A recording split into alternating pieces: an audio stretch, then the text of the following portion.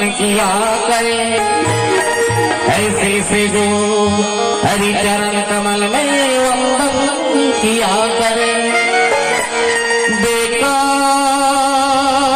वो मुख है रहे व्यर्थ बातों में, बेकार वो मुख है रहे व्यर्थ बातों में।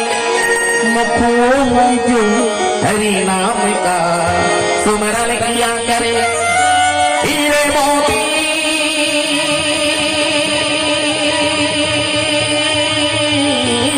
से शोभा नहीं हाथ की, हीरे मोती से शोभा नहीं हाथ की।